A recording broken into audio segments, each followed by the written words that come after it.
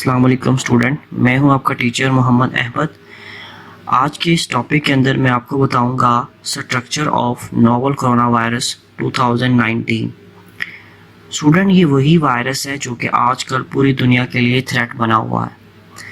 दुनिया की बड़ी बड़ी research laboratories day by day इसके डिफरेंट आस्पेक्ट को एक्सप्लोर कर रही है। वो ये जानने की कोशिश कर रही है कि ये वायरस जो है इसका ओरिजिन क्या है। अगर इसका ओरिजिन बैट है तो ये बैट से किस तरह से ह्यूमंस के अंदर मूव करते हैं, और इससे रेलेवेंट बहुत सारे ऐसे क्वेश्चन हैं जिनको साइंटिस्ट डे बाय डे जो है वो एक्सप्लोर कर रहे हैं। स्टूडेंट, आज के इस टॉपिक के अंदर हम ब्रीफली इंट्रोड्यूस करेंगे about the structure of novel corona virus 2019। तो चले स्टार्ट करते हैं। स्टूडेंट, जो कोरोना वायरस है ये एक बहुत बड़े ग्रुप से बिलोंग करता है, जिसमें ज़्यादातर जो स्ट्रेन्स हैं वो सारी की सारी इनवेलप्ड हैं। हम इसको ऐसा भी कहते हैं कि ये basically positive sense single stranded RNA virus है। स्टूडेंट, पॉजिटिव सेंस का मतलब ये है कि जब ये वायरस होस्ट को इन्फेक्ट करता है और अपने आरएनए को होस्ट के साइटोप्लाज्म के अंदर इंसर्ट करता है, तो इसका आरएनए बजाय इसके कि न्यूक्लियस में जाके आरएनए जो है वो उसके डीएनए के साथ इनकॉर्पोरेट करे और मैसेंजर आरएनए मैन्युफैक्चर करे, ये डायरेक्टली होस्ट की मशीनरी को यूज़ करता है। उसको यूज़ करने के बाद जो है नए फैक्टर्स बनाता है, नई प्रोटीन्स बनाता है ताकि इससे जो है नई कोरोना वायरस जो है उसको बनाया जा सके। तो इस सेंस में हम इसको कहते हैं कि ये पॉजिटिव सेंस है। अगर हम इसकी क्लासिफिकेशन की बात करें तो ये जो है एक ऑर्डर निडोवायरस से बिलोंग करता है। इसकी फैमिली कोरोना वायरिडी और सब फैमिली कोरोना वायरिनी है। स्टूडेंट, इसके जो 4 इंपॉर्टेंट जो है वो जेनरा इसके अंदर मौजूद है, जिसमें alpha corona virus, beta corona virus, delta corona virus और गैमा कोरोना वायरस है। इसमें जो अल्फा और बीटा कोरोना वायरस है ये मोस्टली ह्यूमंस को इफेक्ट करते हैं, यानी कि इनके अंदर ऐसी स्ट्रेन्स मौजूद है जो कि ह्यूमंस को इफेक्ट करती है और ह्यूमंस के अंदर डिजीज काज करती है। जबकि जो डेल्टा कोरोना वायरस है ये मोस्टली डिफरेंट एनिमल्स के अंदर जो है या बर्ड्स के अंदर जो है वो डिजीज़ काज करता है। जबकि जो गैमा कोरोना वायरस है ये मोस्टली एवियन से रिलेटेड है, यानी कि जो है डिफरेंट पोल्ट्री बर्ड्स को जो है वो डिजीज़ काज करता है। अब अगर हम इसकी कुछ फेमिलियर एग्जांपल्स की बात करें तो हमारे पास बहुत कॉमन और बहुत इंपॉर्टेंट एग्जांपल मौजूद है सार्स और मर्स कोरोना वायरस की। स्टूडेंट, सार्स और मर्स क्या है? ये तो बहुत इम्पोर्टेंट जो है डिजीज़ थी जो कि पास में हो चुकी है, जिसकी वजह से बहुत सारे लोग जो है उनकी डेथ हुई थी। तो ये जो उनका जो पैथोजन था वो बेसिकली कोरोना वायरस था जो कि इसी ग्रुप से बिलोंग करता है। अब अगर हम इसके जो है वो ओरिजिन की बात करें तो हम कहते हैं कि इसका जो ओरिजिन है वो ज़ूनोटिक है। स्टूडेंट, अगर कोई जो ऑर्गेनिज्म पैथोजन किसी एनिमल से ओरिजिनेट हो रहा हो तो हम कहते हैं कि इसका जो ओरिजिन है वो ज़ूनोटिक है। जिस तरह से जो कोरोना वायरस है ये भी डिफरेंट एनिमल से ओरिजिनेट होते हैं, इसी वजह से हम कहते हैं कि ये भी ज़ूनोटिक ओरिजिनेट है, यानी कि डिफरेंट एनिमल से जो है वो ओरिजिनेट हुए हैं। जिस तरह से हमारे पास जो है एग्जांपल मौजूद है अल्फा कोरोना वायरस और बीटा कोरोना वायरस मोस्टली हमें बैट और रोडेंट्स के अंदर मिलेंगे, जबकि जो डेल्टा और गैमा कोरोना वायरस है ये हमें डिफरेंट एवियन स्पीशीज़ यानी कि बर्ड स्पीशीज़ के अंदर मौजूद मिलेंगे। स्टूडेंट, अब हम देखते हैं कि ये वायरस जो है ये किस तरह से ट्रांसफ़र होता है अपने प्राइमरी ओरिजिन से यानी कि बैट से इन देयर होस्ट यानी कि ह्यूमंस के अंदर। तो मैं आपको यहाँ पे 2 एग्जांपल से ये समझाने की कोशिश करूँगा कोरोना वायरस किस तरह से जो है वो बैट से ह्यूमंस के अंदर मूव करता है।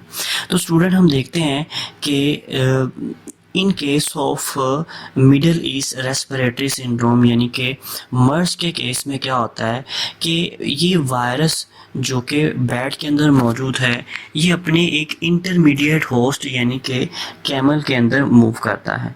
अगर जो कि ये इन्फेक्टेड कैमल है, अगर इस कैमल को ह्यूमन जो है वो यूटिलाइज करेंगे तो डेफिनेटली क्या होगा, ये वायरस ह्यूमंस के अंदर मूव करेगा और ह्यूमंस को जो है वो एक डिजीज़ काज करेगा, that is MERS middle east respiratory syndrome.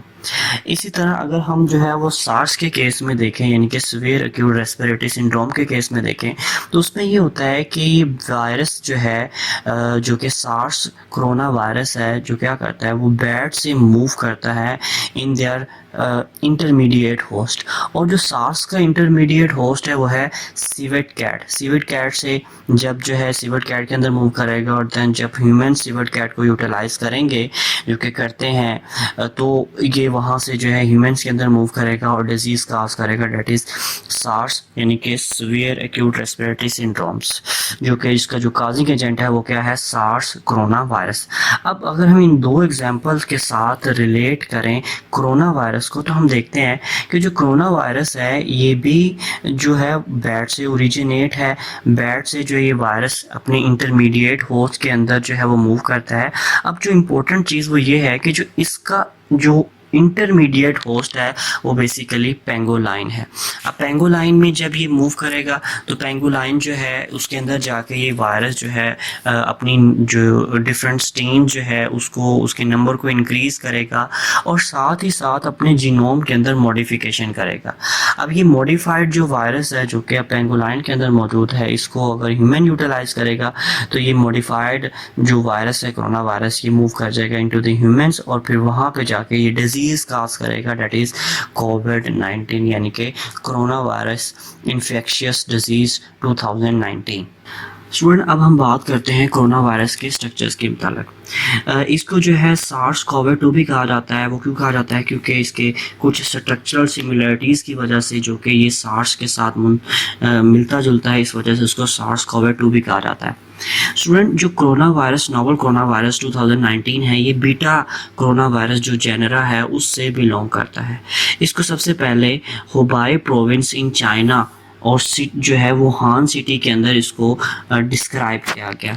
जिस तरह से दूसरे जो है कोरोना वायरस के फीचर्स होते हैं, इसी तरह जो नोवल कोरोना वायरस है ये भी इनवेलप्ड होता है, पॉजिटिव सेंस होता है, सिंगल स्टैंडर्ड आरएनए है और जोनेटिक इन देयर ओरिजिन है।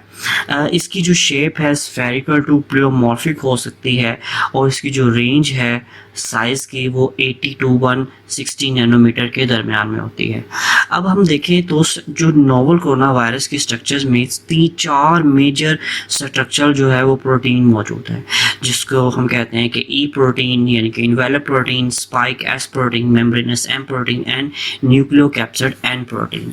अब इसमें देखें हम तो एम जो प्रोटीन है, मेम्ब्रेनस प्रोटीन, ये सबसे अबंडेंट मौजूद होती है, जो कि उसकी जो इन्वेलप है वायरस की उसको बना रही होती है। इसके अलावा ई प्रोटीन भी मौजूद है, जो कि स्मॉल क्वांटिटी में हमें मेम्ब्रेन के अंदर मौजूद जो है वो मिलती है।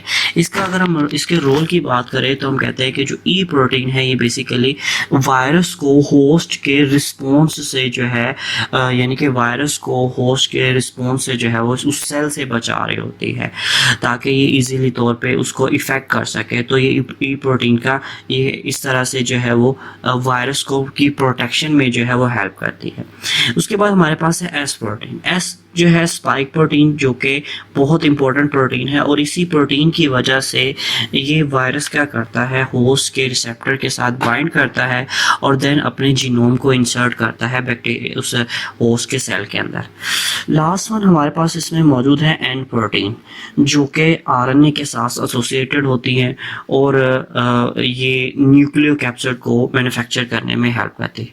अच्छा, इसको कोरोना वायरस क्यों कहा जाता है? क्योंकि एस प्रोटीन की वजह से। एस प्रोटीन जो है वो क्रोन लाइक अपीयरेंस डेवलप करती है इसकी सरफेस के ऊपर। तो इसकी सरफेस के ऊपर इस क्रोन लाइक अपीयरेंस की वजह से इस ग्रुप को या इस वायरस को हम कहते हैं कोरोना वायरस। जैसा कि आप इस डायग्राम के अंदर देख सकते हैं कि जो कोरोना वायरस है इसमें एम मेम्ब्रेनस प्रोटीन है जो कि उसकी मेम्ब्रेन को बना रही है, जो कि mostly glycoprotein in their nature होती है। इसी तरह जो है न्यूक्लियोकैप्सिड जो है जो कि उसके आरएनए को सराउंड कर रहा है वो एन प्रोटीन के ऊपर कंसिस्ट है। स्पाइक जो कि आउटर सरफेस के ऊपर मौजूद है, जो कि क्राउन लाइक अपीयरेंस जो है उसको प्रोवाइड कर रहे हैं। और जो ई ई प्रोटीन जो हमारे पास मौजूद है, इनवेलप प्रोटीन, जो कि उसकी सरफेस के ऊपर ट्रेस अमाउंट में, कम अमाउंट में मौजूद है, जो कि उसकी मेम्ब्रेन को ज़ाहिर बात है बनाने में और प्लस जो है होस्ट के रिस्पॉन्स को जो है उसको रेजिस्ट करने में वायरस को हेल्प करती है। अब हम जो है one by one in structural component को डिस्क्राइब करेंगे, इस चीज़ को समझेंगे कि ये जो डिफरेंट स्ट्रक्चरल यूनिट है ये किस तरह से रोल प्ले करते हैं वायरस को। अब सबसे पहले हम जो है वो बात करेंगे एस प्रोटीन यानी कि स्पाइक प्रोटीन्स के मतलब। स्टूडेंट, जो स्पाइक प्रोटीन है ये मोस्टली कंप्राइज होती है ग्लाइको प्रोटीन के ऊपर। अब इसके जो है वो दो मेजर सब यूनिट्स हैं जो कि इसको बना रहे होते हैं, यानी कि S1 सब यूनिट और S2 सब यूनिट।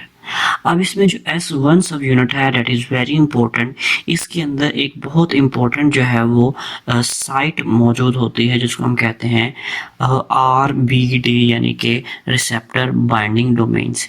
स्टूडेंट, ये वही रीजन होता है जो कि होस्ट के रिसेप्टर के ऊपर बाइंड करता है और बाइंडिंग के बाद, फ्यूजन के बाद वो वायरस क्या करता है, अपने आरएनए को इंसर्ट कर पाता है इनटू द होस्ट सेल, जो कि इस वजह से होता है। इसके अलावा स्टूडेंट जो है हमारे पास S2 सब यूनिट मौजूद है जो कि मोस्टली जो है स्टेबिलिटी, स्पाइक की स्टेबिलिटी में जो है वो हेल्प करता है। अब एक इम्पॉर्टेंट चीज़ जो यहाँ पे बताने वाली वो ये है कि स्टूडेंट जो S2 सब यूनिट है दे आर हाईली कंजर्व्ड और ये अबाउट 99% जो है आइडेंटिकल है विद द सार्स कोविड यानी कि सार्स कोरोना वायरस से। इसी वजह से हम इस वायरस को सार्स कोरोना वायरस हम कहते हैं। क्यों? क्योंकि इसकी जो है वो कुछ स्ट्रक्चरल सिमिलरिटी, जैसे हमने पहले बात की, जिसमें एक जो स्ट्रक्चरल सिमिलरिटी है वो है S2 सब यूनिट की, जो कि रिजेंबल करती है with the SARS corona virus से। इस वजह से हम इसको सार्स कोरोना वायरस भी हम जो है वो कह रहे होते हैं। इसी तरह से जो है S1 सब यूनिट में भी कुछ ऐसे स्ट्रक्चरल यूनिट होते हैं जो कि कोरोना वायरस से मिलते जुलते हैं, लेकिन जो सबसे इम्पोर्टेंट साइट जो इसमें मौजूद है जो कि डिफरेंट है वो है RPT साइट यानी कि रिसेप्टर बाइंडिंग साइट, जो कि मॉडिफाइड है और हेल्प करती है इस वायरस को अटैच होने में with the surface of the host cell. Student, ये वायरस जो है जब आपकी बॉडी में एंटर होता है यानी कि रेस्पिरेटरी ट्रैक में मूव करता है तो वहाँ से ये टारगेट सेल तक किस तरह से जाता है, ये अपनी इस स्पाइक के ज़रिए से जो है अपने जीनोम को ट्रांसफ़र करता है। वो किस तरह से कि ये अपनी स्पाइक को एक ख़ास किस्म के रिसेप्टर जो कि टारगेट जो सेल है रेस्पिरेटरी ट्रैक के अंदर, उसकी सरफेस के ऊपर एक ख़ास किस्म के रिसेप्टर्स होते हैं जिसको हम कहते हैं ACE2 रिसेप्टर यानी कि एंजियोटेंसिन कन्वर्टिंग एंजाइम रिसेप्टर 2। तो ये इस रिसेप्टर के साथ बाइंड करता है और फिर क्या करता है, अपने जो वायरल जीनोम है इसको उस सेल के अंदर जो कि टारगेट सेल है उसके अंदर इंसर्ट कर देता है। अब स्टूडेंट आप देख सकते हैं इस डायग्राम के अंदर ये वायरस क्या करता है, ये टारगेट सेल के ऊपर मौजूद जो रिसेप्टर साइट है उसके ऊपर अपनी स्पाइक से बाइंड करता है।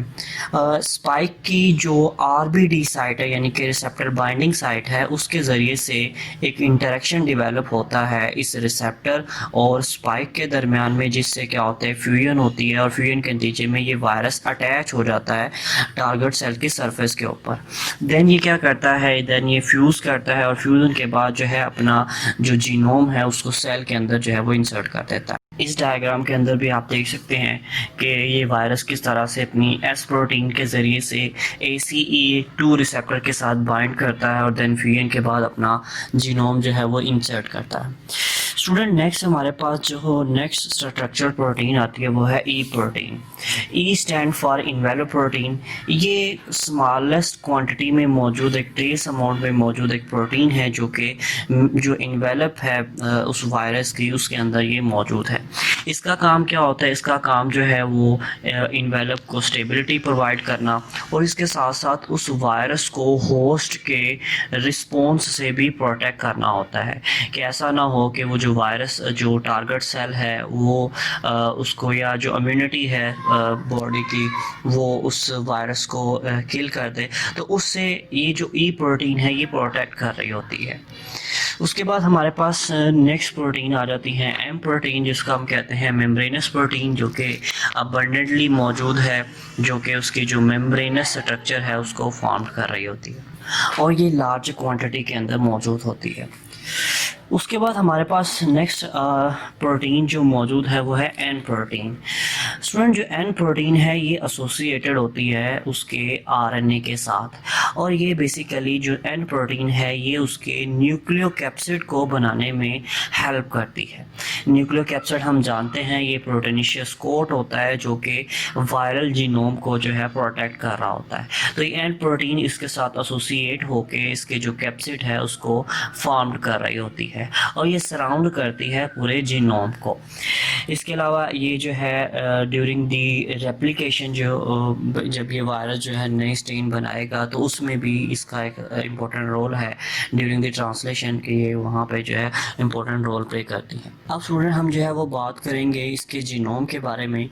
जैसा कि हमने शुरू में भी बात की है कि इसका जो जीनोम होता है वो सिंगल स्ट्रैंडेड आरएनए के ऊपर कंसिस्ट होता है और पॉजिटिव सेंस जो है वो आरएनए इसके अंदर मौजूद होता है। इसके अगर हम वेट की बात करें तो अप्रॉक्सीमेटली 30 केबी किलोबाइट जो है इसका वेट मेजर किया जाता है और अप्रॉक्सीमेटली 29,891 जो है वो न्यूक्लियोटाइड इसके अंदर मौजूद होते हैं, जो कि अप्रॉक्सीमेटली 9,860 अमीनो एसिड जो है उसको इनकोड करते हैं। इसके अलावा इसके अंदर जो हाईएस्ट अमाउंट पाई जाती है इसके जीनोम के अंदर वो अप्रॉक्सीमेटली 38% GC कंटेंट जो है वो इसके अंदर जो है वो मौजूद होते हैं। स्टूडेंट, इसके जीनोम के अंदर जो है हमें 12 फंक्शनल ओपन रीडिंग फ्रेम जो है वो मिलते हैं। इसके अलावा इसके अंदर जो है हमें 9 सब जीनोमिक मैसेंजर आरएनए जो है जिनके अंदर जो उनका लैडर सीक्वेंस है वो कंजर्व फॉर्म में होता है वो मिलते हैं और हमें 9 ट्रांसक्रिप्शनल रेगुलेटरी सीक्वेंसेस मिलते हैं और इसके अलावा जो है 2 टर्मिनल अनट्रांसलेटेड रीजन भी जो है इसके जीनोम के अंदर मौजूद होते हैं। अब स्टूडेंट, इसके अंदर एक इंटरेस्टिंग बात वो ये है कि इसका जो 2/3 आरएनए है वो जस्ट 2 पोलीप्रोटीन यानी कि PP1A और PP1B जो है उसको इनकोड कर रहा होता है।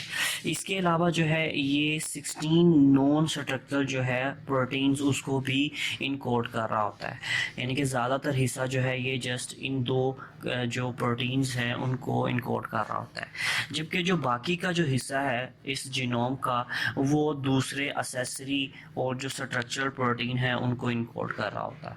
अब जो 16 हमारे पास नॉन स्ट्रक्चरल प्रोटीन है जिसमें जो है NSP3 है, NSP5 है, NSP12 है, ये ज़्यादातर इनका रोल किस में होता है, ये ज़्यादातर जो है वो ट्रांसक्रिप्शन और रेप्लिकेशन ऑफ वायरस के अंदर जो है वो रोल प्ले कर रही होती है। अब अगर हम जो है इसके स्ट्रक्चरल प्रोटीन की बात करें जो कि इसका रेस्ट जीनोम इनकोड कर रहा होता है, तो उसमें जिस तरह से हमने पहले बात की कि E envelope, M membranes, S spike और N प्रोटीन जो है उनको जो है इनकोड किया जाता है। अब स्टूडेंट, यहाँ पे जो इंटरेस्टिंग फैक्ट वो ये है कि जो कोरोना वायरस है जिसको हम सार्स कोवी-2 भी कह रहे हैं, इसका जो जीनोमिक सीक्वेंस है ये काफ़ी हद तक जो है वो सार्स के जीनोमिक सीक्वेंस से जो है वो रेलिवेंट है। इसी वजह से हम इसको सार्स कोवी-2 भी जो है वो कहते हैं, लेकिन चूँकि ये उससे डिफरेंट भी है और वो डिफरेंट क्यों है, इसके कुछ खास सीक्वेंसेस जो है जो कि इसके अंदर मौजूद है उसमें म्यूटेशन की वजह से ये उससे डिफरेंट है। जिस तरह से हमें NSP2, NSP3 और जो है स्पाइक प्रोटीन उसके अंदर चूँकि डिफरेंसेस मिलते हैं और इसी जो म्यूटेशन की वजह से हम कहते हैं कि इसका जो इन्फेक्शियस कैपेबिलिटी या जो डिफरेंशिएशन मैकेनिज़्म है वो सार्स जो है उससे डिफरेंट है।